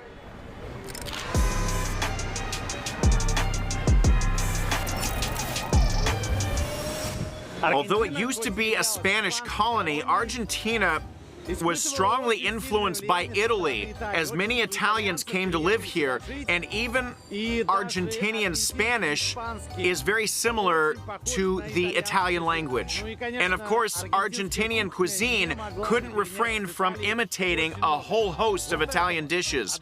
This here is one of the most well-known pizzerias in Buenos Aires, as people adore the pizza here. But compared to the Italian originals, the pizza here has reached a completely new level. These are photographs of all the celebrities who have been here. And naturally, we can see Messi on the Wall of Honor. In fact, if Messi hasn't been to your place in Argentina, then consider it a phony establishment. There's practically always a crowd at the restaurant entrance, people waiting for their pizza, but there's a way to avoid it for those in the know. This restaurant has a secret. Remember it. When you come here, say that you'd like to be seated upstairs. You'll be taken along a corridor. Not everyone knows this. And You'll be sat down in a special spot, far more pleasant and quieter, where you'll be able to eat in peace. The second space in this restaurant is far cozier and calmer. That said, you've constantly got the chefs whirling around the ovens. The local pizza is literally pizza on steroids. You might think the pizzas at Guerin are made like usual, but they're not. Check it out. Like everywhere, here they get a dough ball, they give it a good knead to flatten it out and make a disc, and then they place it in an oven dish and slice some tomatoes. They peel the onions by hand here, then they slice them and mix them with the tomatoes, making this delicious sauce. But the biggest secret to the local pizza here, it's not how it's done. It's not even the wonderful oven right here. This. Just look at how much pizza cheese they're dumping on this pizza. It's a lot, a whole lot. Guys, for real, never in my life have I seen so many toppings be put on a pizza. And here's the key signature ingredient, a mountain of cheese on the base. Then another layer of dough on top, then onions, olives, and then in the oven. It's an icon of Buenos Aires. It's magnificent here, perfect. It's the best pizzeria in Argentina. I brought my friends here to celebrate my birthday. They'd never been before. Well, thanks a lot. Enjoy your pizza. Okay, you guys, now all that's left is to eat the thing. I ordered a classic margarita and a cheese and onion, the restaurant's two main dishes. Well then, let's start with the classics, okay? With this guy here. Just take a look at how much cheese there is here. I mean, look at how it's all stretching. The amount of cheese is incredible. It's simply incredible. Incredible. You guys, I've genuinely never seen so much cheese all on one pizza. And this isn't the cheesiest they have, because in theory, the second one should be cheesier, as the clue is in the name, cheese pizza, while this is a classic one.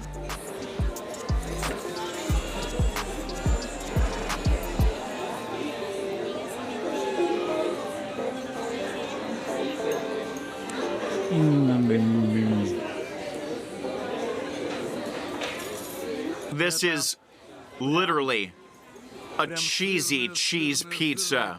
You guys, if you've ever complained in life about not having enough toppings on your pizza, definitely come here. You'll start to complain that you don't have enough dough with your pizza. It literally is a pizza on steroids. The guys there are filming me filming. Where are you from? Brazil, São Paulo. Brazil, nice. These guys are like, what's this foreign guy doing eating our pizza? That said, they're also foreigners. Guys, if that was cheesy, now just imagine what this next one, the actual cheese pizza, is gonna be like. Oh, check it out. Wow, it's just cheesy to the max. It's cheesier than a rom-com. It's even hot to hold this much cheese. Wow, wow, wow, it's just cheese on cheese. I've never seen so much cheese on a pizza in my life, and I am being real with you, seriously. Just check it out, I mean, look at it. I don't even know how to eat it. It's literally, literal chunks of melted cheese.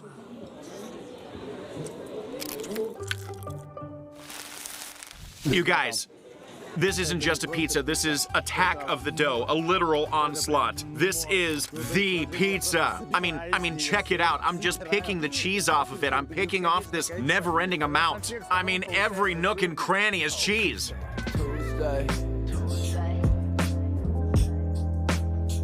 This is like a kid's dream.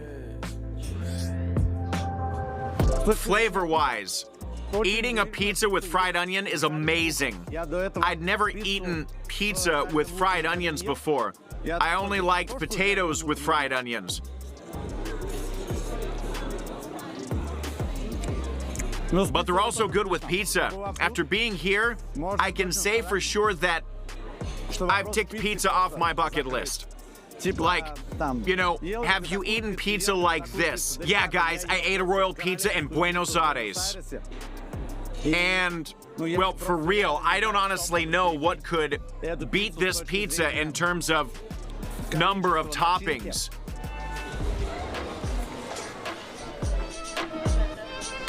It's genuinely impossible to eat more than one piece, but on the bright side, you can share. I wouldn't have eaten it anyway, but it'll be of some use to them. Giving food is good, but giving money raises some eyebrows, you guys. Do you give money on the street or not? The thing is, not everyone who asks for money is actually in need of it. Nowadays, nothing really excites me. Only one of me and nobody's like me. Phone ringing and I tell him it's G's. No, please, no photos. Ilya Bondarov and I decided to go for a ride around Buenos Aires on our bikes. Well, let's go. Let's go. There are no intercoms here because they get robbed. There's a rule here that you can't open the door remotely. You go down to meet the person. You meet them, or the opposite, you go down and you see them out, so they don't leave without you. We are going to the most beautiful and touristy area of the city, La Boca. It is very convenient to cycle around Buenos Aires. The whole city is intersected by a network of bike paths, which is generally a rare occurrence for megacities on both American continents. So you lived in Mexico for a time, and now you're living in Argentina. What do you feel inside? Where was it more dangerous or safe or calmer for you? I feel calmer and safer here, yeah. That's what I feel inside. And here it's more like the life that I'm used to, in a cultural sense. What do you mean by that?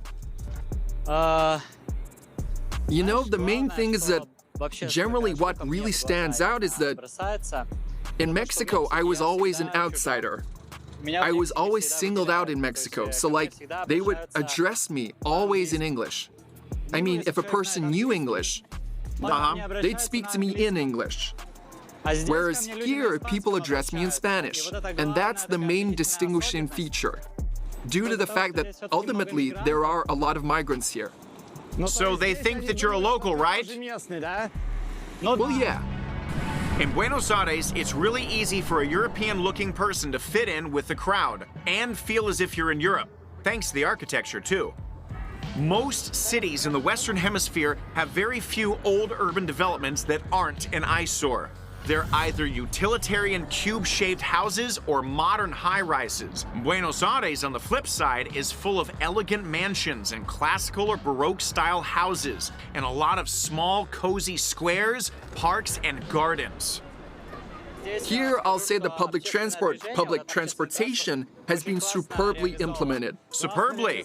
You mean there are lots of stops and that they're convenient? Well, yeah, but they drive here like crazy. I mean, you get tired of riding on a bus because you are constantly being smacked around inside. It's as if you're driving on a winding road somewhere in Guatemala. I don't know why they drive like that, but... So it's brake or gas and no in between? Yeah. Maybe there's a schedule they gotta stick to.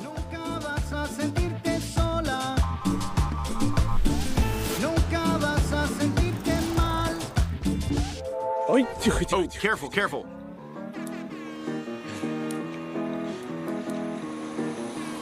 Nice of him to let us pass, because that's a rare sight here.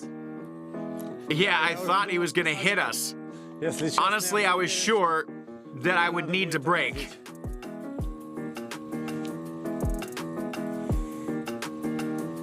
Let's check the map. We might end up going a little through a shady region, but I'm not certain. You know, closer to La Boca, basically there's an area next to La Boca, and we need to make sure that we don't get, well, that our bikes don't get snatched, let's say.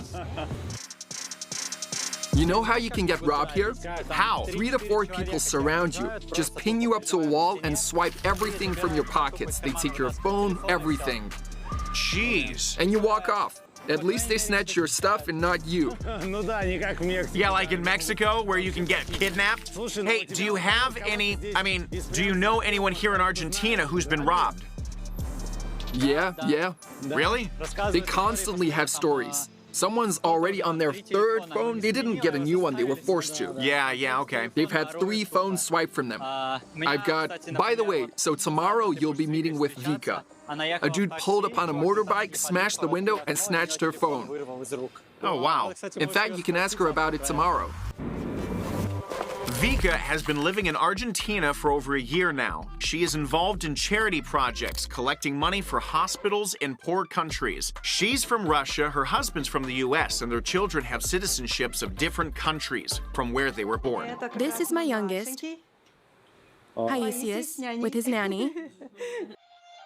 Vika's showing me her apartment in Buenos Aires. Pretty spacious apartments here cost around $600 a month, although the prices are growing fast. My husband and I both work in the charity sphere, which is why our salaries, well, they're not American salaries, let's say.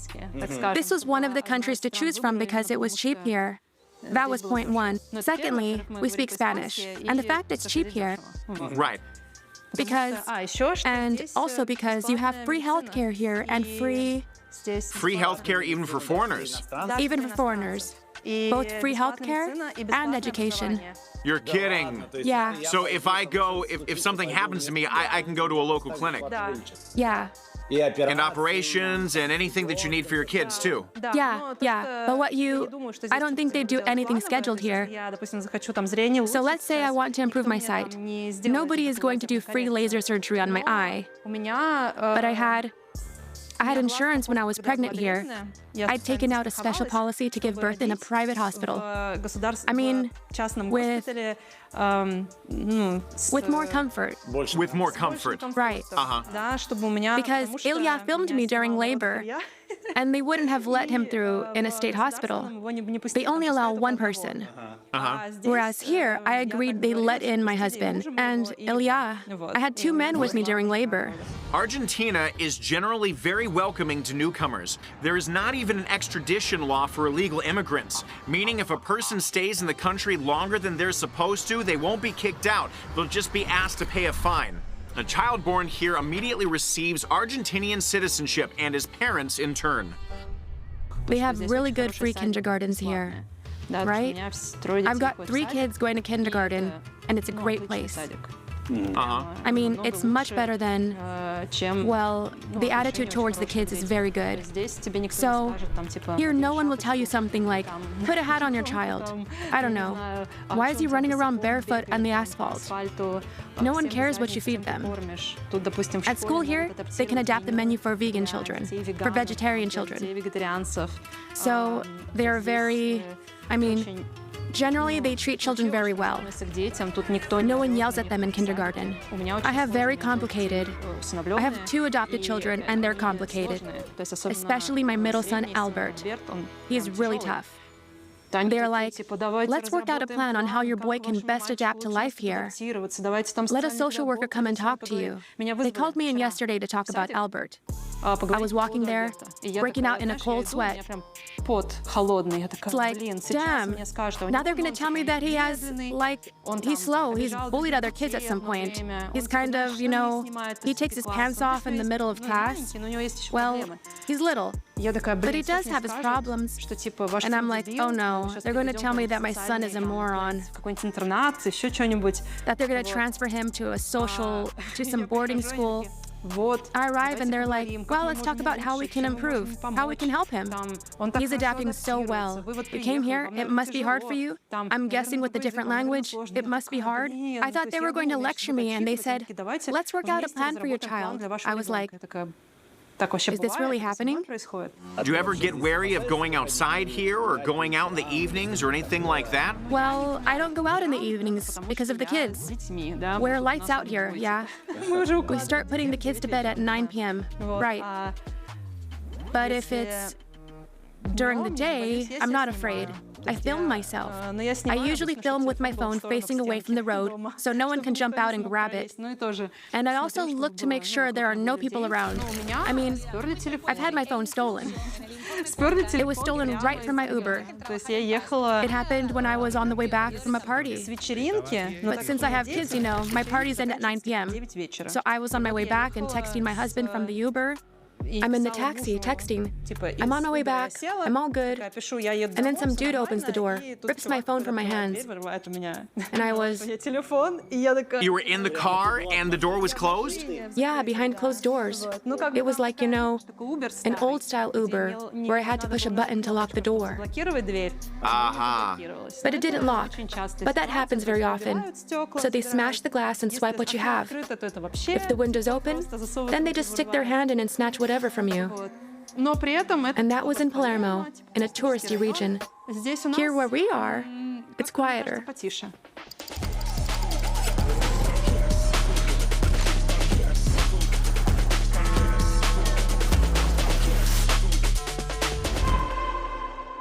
Oh, we've got a hardcore street coming up, Onsa. I don't know whether we'll reach it there. There's Onsa Station, and basically it's a market street. There should be a whole lot of hustle and bustle there now, so we'll get through, in theory. On Onsa Street, the haggling takes place right on the sidewalk.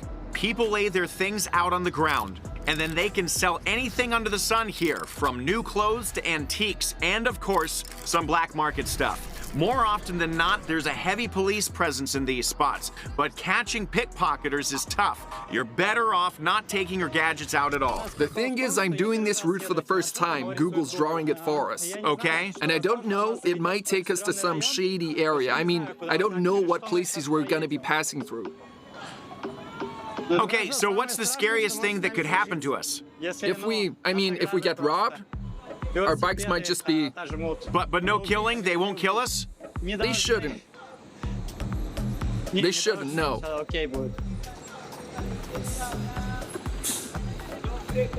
It'll be fine. There are things scarier than death.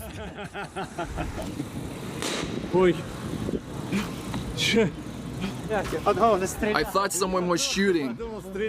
I thought someone was too. It was a bike, okay. We ride into the region of La Boca. Initially, it was a port area. The houses are covered with large pieces of graffiti, and a lot of the buildings are slums. Just take a look at these dilapidated houses. There's some man or boy coming out of that one there, and as I understand, it used to be a trading spot. But at some point, these same dilapidated houses become bright and colorful. People on the streets grow in number, and that's La Boca, the tourist slums of Buenos Aires. And then kablam! From a world of slums to a world of beautiful, refined tourist slums. Yeah, this is the main spot for picture taking. Oh yeah, absolutely.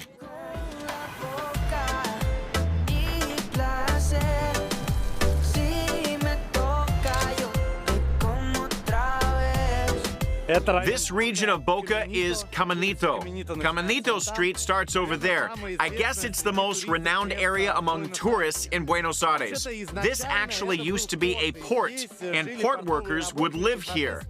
As such, in the mid-20s, these were slums that began witnessing an influx of painters and poets, various artists, simply because it was so cheap to live here. Then, one of these painters, specifically Benito Martin, they're shouting Maradona, yeah. Diego Maradona, yeah.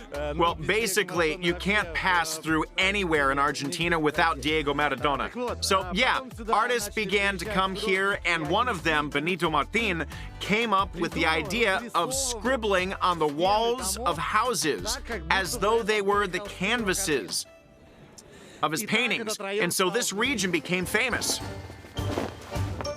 There are men and women dressed up for tango here, food stalls with tasty stuff steaming away, multicolored souvenir stores, and a crowd of tourists. There's the man himself, Benito Martin, who made this region famous. That's a statue in Boca in his memory. Someone, as you can see, tore off the statue's hand, but I wouldn't be surprised if Martin himself would even say that it's better without the hand, because it gives the statue a huge sense of individuality. It's also artistic expression, so to speak. Guys, there's only one individual in Argentina who can compete with Maradona or Messi. That's Mafalda. I bet you've not even heard of her or who she is, but this girl is known throughout the whole of Argentina. She's the comic heroine of another famous Argentinian artist, Kino, a girl troubled by the problems of society.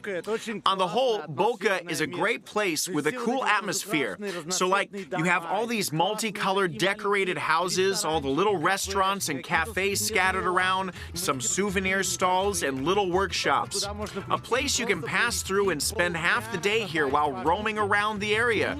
It's great how only a few artists were able to completely transform this place, turning it from a dangerous, poor, somewhat abandoned territory, semi-abandoned territory, into this awesome spot for tourists.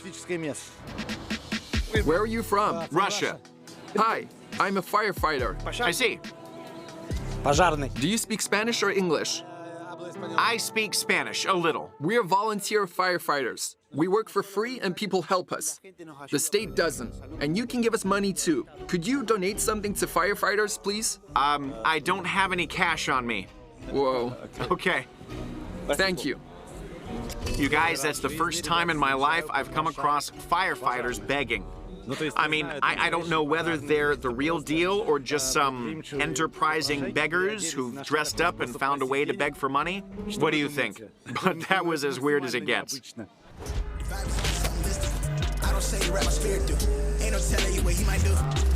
If you find yourself in La Boca, then hands down the famous choripan, the Argentinian hot dog, is a must-try. The sausage is first fried on coals, and then it's sliced in half and doused a little in hot chimichurri sauce. The obligatory ingredients are tomatoes, garlic, onion, olive oil, oregano, and vinegar. Then it's all down to your imagination. Thyme, lemon, cilantro, pepper, whatever tickles your pickle. While I was setting up the cameras to shoot me trying the food, some police came over to guard me. After seeing they were in the shot, they even moved aside. All right, guys, choripan. I'm standing with the police officers nearby, you see? They're protecting me a little bit as I've got a camera there, a camera here, and somebody could swipe them, you know? This is the most traditional sandwich dish in Argentina. Essentially, it's a hot dog, but on steroids. So it's bread with a sausage on top, but where the sausage is also sliced in half and filled with toppings. I really hope that while I'm eating this choripan, no one makes off with my camera, which is why I'm looking around. Just look at the ratio of sausage to bread here. There's so much more meat than there is bread. You guys, this is really good. I recommend trying choripan. This choripan spot on the corner of Caminito Street almost always has people lining up outside. We constantly eat it. If we go out on the town and get back late at night, we first eat a choripan. Yeah, it's the only thing you can buy at night. Or let's say you've gone for a ride on your bike with your friends, you'll hands down stop off on the road to buy a choripan. But just stay in the tourist zones, don't go beyond them. Walk here along Caminito, go to Mayo Square in Santa Fe. There are lots of police there, and everything's controlled. But don't go out of the tourist zones because, well, you understand, this is still Buenos Aires at the end of the day. You need to keep your eyes peeled. By the way, a huge thanks to the police officers for standing nearby and genuinely controlling my cameras the whole time, making sure that no one stole them. I didn't ask them to help me, they just saw to it themselves.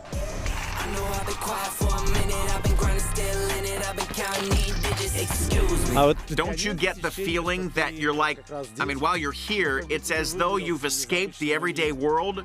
Because, I don't know, it's as though all the news is happening super far away from here. I guess I do, yeah. But on the bright side, you're like far away from everything. And that might also put you at ease a little, that you're not gonna get pummeled by a nuclear bomb, and if you do, then not straight away.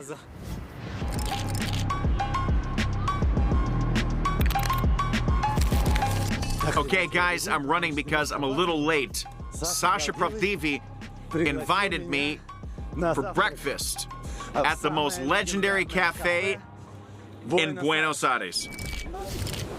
Basically, it's early morning now, and the whole center is literally infused with the smell of freshly baked croissants. Or rather, not exactly croissants. You'll see.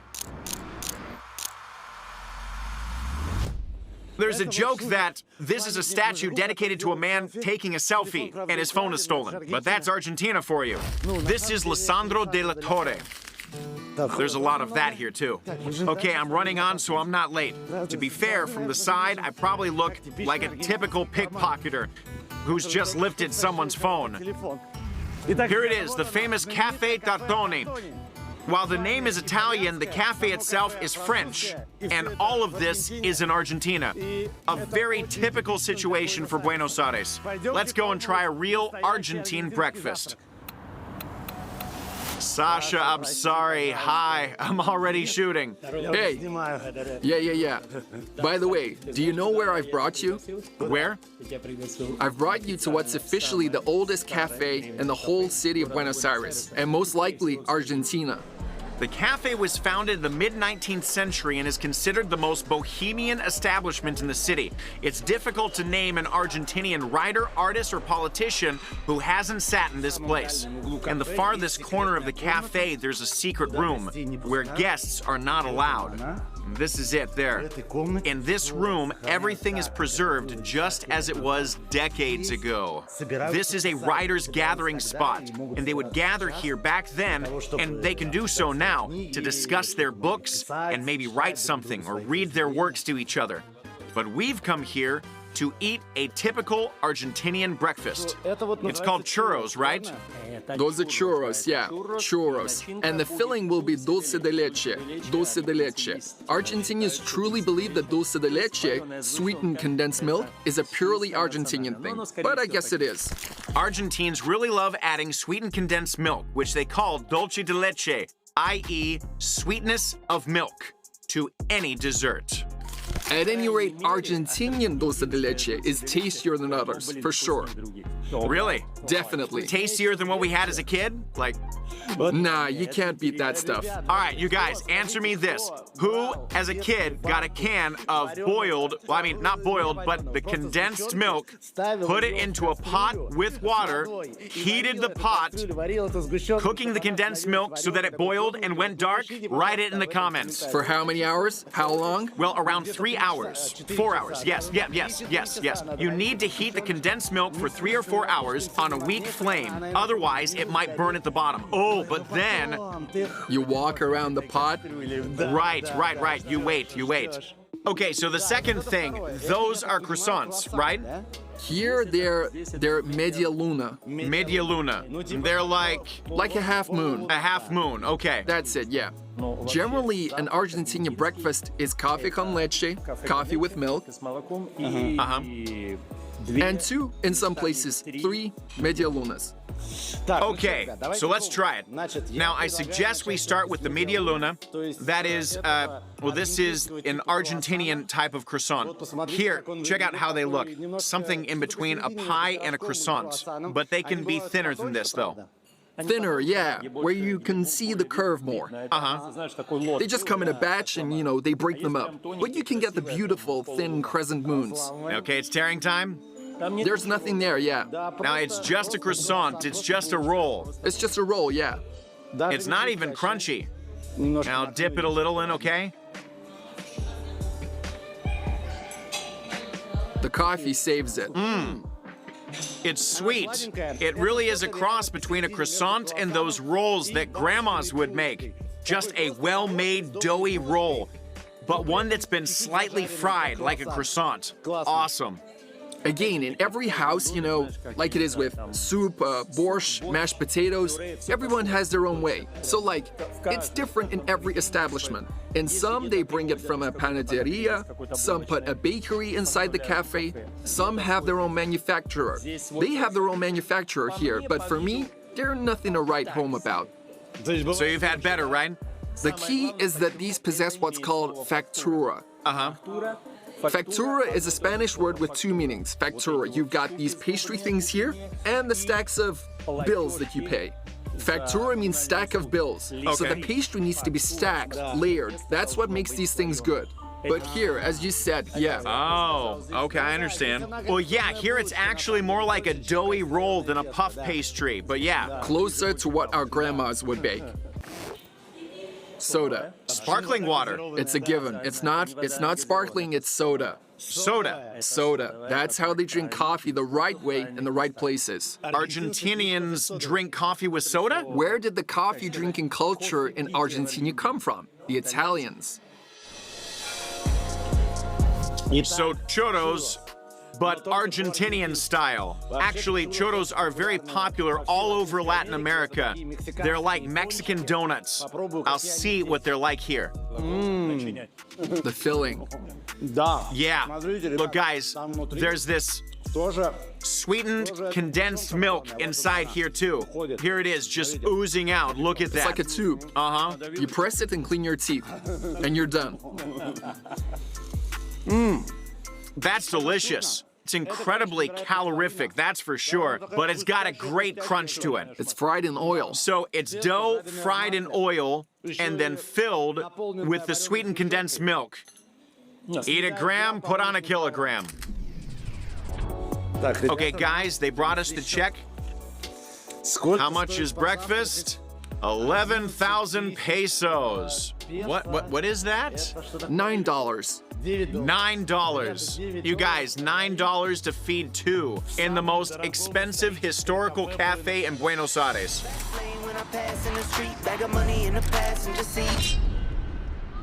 Guys, if you want to try all the Argentinian food right here in one spot, then this is the place for you. The famous Santelmo Market. Let's go. This market is almost in the very center of the city, inside a beautiful old building. As for the architecture, look behind. It's cool, right? A historical building, then these little box houses, again historical, and then one more. So, I mean, all this reflects, let's say, the economy of Argentina throughout history, in that it has these peaks to it. Higher is good, and this was once the 6th most powerful country on the planet. Let's go. Guys, this is the first time I've ever seen dumplings made so quickly. The dumplings I mean are the complex, renowned Argentinian empanadas, huge rolls that are stuffed with anything and everything, then baked in the oven. There are even empanadas with sweetmeat. Then they're called pastels. Guys, this looks more like some kind of a cave drawing, but in fact, these are the various types of empanadas that are on the menu here, with meat, with chicken, with ham and cheese. I like this one here with stewed cow's belly. I also want to try with Spanish sausage. Shall we have some empanadas? I won't. You chose one with mondongo. That means udder. I'm not a big fan. Udder? Yeah. So I didn't fully grasp what they meant by cow's belly. It's not the belly, but it's the udder, right? It is. No, but it's really tasty. There's this national dish called locro. Locro, which has to be made with a piece of udder. Kind of a soldier's broth. In any case, it was too late to turn back. I'm syncing the cameras. When will this? When will the food arrive, right? No, when will you clap so we can eat? Yeah. Okay, so notice here, look close. You see? So the patterns on the dough show you which empanada is which. Look here. You see? So you ordered Well, this one's curved, so it must be with spinach. Uh-huh. This one here, this one's curved. Yeah, and this one's with udder. You see? The middle. And this one's the udder, yeah. The pattern's in the middle, so that's the udder one. Well, there you have it, guys. Cow udder. You can see straight away that it's udder. Am I right? Mondongo, mondongo. Every man for himself, and we disperse. Okay, all right, let's do this. We'll leave the udder one for later. It's an oddball. I don't know what state I'll be in when I get around to it. Honestly, today I'm definitely not in the mood for udder. Maybe tomorrow. I'm gonna start with the spinach. And I'll do the beef. It's bigger. All right, you guys, check it out. This is an empanada. I guess this is the most traditional pie in Argentina, and empanadas, they're deep fried, right? No, there are two sorts. Al horno, which are oven baked, and there are fritas in oil, deep fried. Uh-huh. Both of them. Can you guess which are tastier? I'm guessing the deep fried ones, but the oven baked ones are healthier? Exactly, of course. We were also given this sauce, which I've been told makes everything even 100 times tastier. Without a doubt, yeah. Not everywhere, no, especially in the central part. They don't always serve them with hot tomato sauce. It's more of a thing in the northern regions. Everything that has beans in. In the local broths, it all comes from the north of Argentina, and there they serve tomato sauce. You know, to give it a kick. All right, so let's eat before it gets cold. I mean, it's like a pickle with vodka. A pickle with vodka. I understand, yeah. Like vodka is great, but man, with a pickle, it's a different ballgame. Even better. All right, enjoy your meal. All right. Nice. Wow, it's good, right? Oh, it's good. It's good. It's good, it's nutritious. It's spicy. Sweet. All right, time for the udder. Go on. Say your prayers. You chew it like chewing gum. It's weird. It's really weird. It's good. So, hey, is the meat here generally expensive? Pennies. Really? $5 to $6 for a piece of for a good cut. Of beef? You're kidding. So if you're asking me about meat, yeah, and I reply to you about meat, that means we're both talking solely about beef. In Spanish, it's carne. Okay. In Argentina, they talk especially about carne. Carne is meat. Okay, yeah, meat, right. Beef meat. If we're talking about pork, then we'll say pork. If we're talking about bird, about chicken, then we will say chicken. Fish, fish. So there's no mixing the meats. Pork, no. What's wrong, sweetie? She's hungry, yeah? She wants to eat? Or does she want to go home? She burned herself, It's hot. and now her lips are hurting. I see. The girls are from Brazil. The little girl next to us grabbed an empanada and burned herself. She was in tears. Ah, yeah, they're really hot. No, I get it. But the second girl managed fine. I guess we're now in the most famous part of Buenos Aires. It's a street, it's like a street, Oh, Paradise Street. a gastronomical outrage. It's got everything, but it's packed with tourists. The thing is, Brazil's nearby with 220 million people. Even if 3% of them can come over, here that's 10%. Yeah. 10 million, that's a lot. Okay. Zoom, zoom. Zoom, zoom. Let's go. Zoom, zoom. Due to Argentinian cuisine, you definitely don't feel like leaving the table or zooming around. Even more so when you're stuffed. It's no easy task. I think I might burst. Every corner of this huge country is incredibly delicious and hospitable. And even in the very furthest and coldest places, you'll find yourself warm company and new friends. Thank you. Thanks a lot. You're welcome. Maybe that's why people from all over the world have been gravitating here for more than a century. But would you come to Argentina? The journey's not a short one. Write in the comments and don't forget to subscribe. But we're moving onwards.